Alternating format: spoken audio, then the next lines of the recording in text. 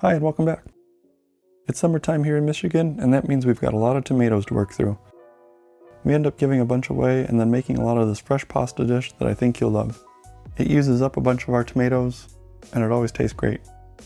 This recipe is super simple and comes together really quick, so I think you'll love it. First thing I need to do is get the water on to boil while I prep all the ingredients. And you'll want to make sure you season your water here with salt, because we'll be using some of it later on. Here are the main ingredients that we'll be using for the recipe, and it couldn't be easier. Of course, I got some fresh tomatoes that I just picked, and these are cherry tomatoes. They work really well in a pasta like this because they have a good level of sweetness when they're fresh. Along with the tomatoes, I'll also use a couple cloves of garlic. And for the pasta, I'm using a pretty fun shape that I think will hold on to the sauce really well. And this is one of those recipes where it's worth it to buy nicer pasta. Since there are so few ingredients, it makes sense to make the most of them with better pasta. And then I've also got some fresh basil from our garden as well. And then I'll also be using some olive oil. And then in the end, I'll also finish things off with some Parmesan cheese and red pepper flake if you like that. To start the prep work, I'll work on the tomatoes first. I'm just going to slice these in half, but if you're feeling a bit lazy, you can also leave some of these whole as well. And it really helps to have a sharp knife here to get through these quickly. And then I'll move on to the basil, where I'll just chiffonade this by stacking them all together and then rolling them up and slicing them into strips. And then I'll smash and chop a couple cloves of garlic. And that's all we have to do to prep, so let's go over and see if the water's boiling. Once we're starting to boil, I'll drop in the pasta, and I'll want to cook it just until it's about done. So depending on what pasta you're using, this could be about 7 or so minutes to cook the pasta.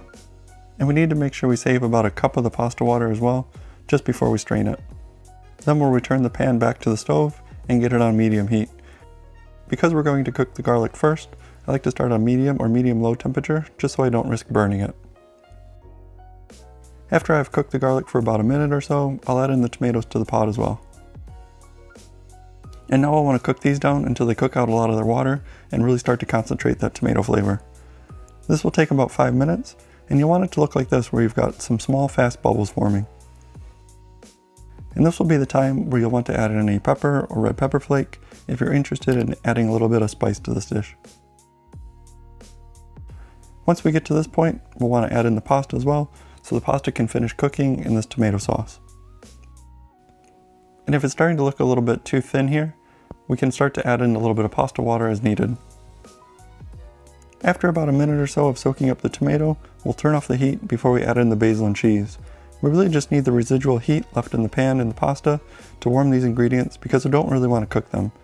We're looking for the freshness of the basil, and if we cook it down, it'll lose some of that bite it has when it's fresh.